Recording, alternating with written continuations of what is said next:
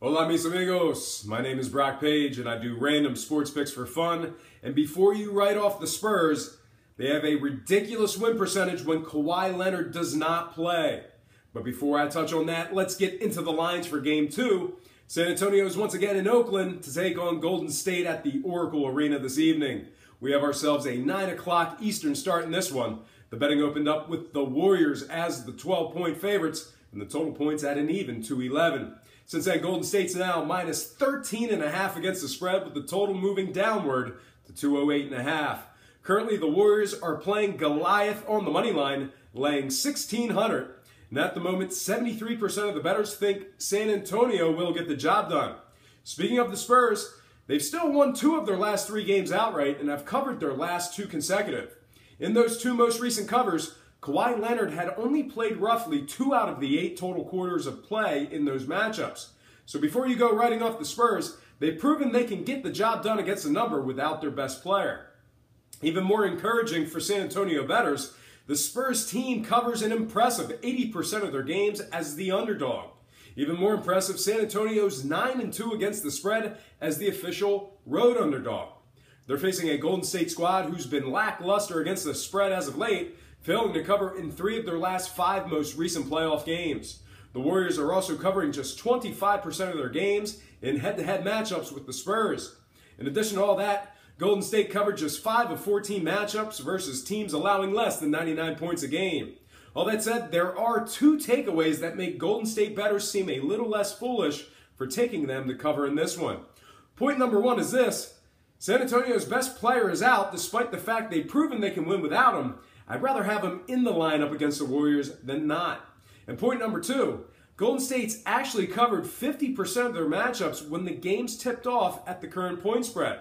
So although my analysis seemingly favored the Spurs, there's a significant case to be made for both arguments.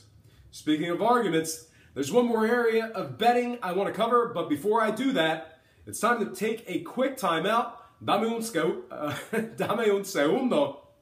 I just want to briefly break down last night's NBA action real quick. As you basketball fans should already know, the Boston Celtics advanced to the Eastern Conference Finals last night with a convincing 115-105 win, catapulting them into a series with the Cavs. Really a weird series though. For a playoff series that went 7 games, there was only 1 game that was actually close or ended up with a close score. Other than that, 6 out of the 7 games were decided by double digits. Even more bizarre, both teams were 100% undefeated at home. Boston was 4-0 in games that series at the Garden, while Washington was 3-0 in games at the nation's capital. Crazy. And all of Boston's victories were once again decided by double digits, not something you would expect out of a series that went 7 games. But regardless, I went a perfect 3-0 in my picks for last night's action. We had Boston laying 5 on the spread, took the over, and pounded it, and also had the Celtics winning it outright. That perfect 3-0 trifecta of picks will keep my overall win-loss percentage at 59.8%. Let's try to do more of the same tonight. Speaking of tonight, once again, we're talking Western Conference Finals Game 2. San Antonio's plus 13.5 against the spread, with the total moving downward to an even, the total moving downward to 208.5. Speaking of the total, both teams' games have tended to go over the total quite often as of late. Both teams' games have gone over the line in 3 of their previous 4 games, respectively. In addition to that, Golden State's last 2 consecutive home games have also both gone over the total posted points. Although the bettors are all over the under at the moment, keep in mind that both teams are collectively averaging 214 total combined points in their previous 4 games, respectively. That's literally 5.5 points above the current posted total. If that's not enough, just remember that although I said the Spurs can get it done without Kawhi, that still doesn't negate the fact that the league's best defender, hands down, will not be on the court tonight. That might just open up the floodgates for buckets. Regardless, the time for talk is over. Estoy lista.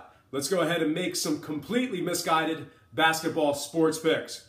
When it comes to the spread, I can't get over the massive amount of points that are being given. With that in mind, 73% of the bettors are riding with San Antonio, so that number should not get any bigger. I got to get on it while the getting's good. I'm taking San Antonio plus 13.5 to get the job done against the spread. But if Golden State wins big, Vegas will be fixing to decimate the bettors.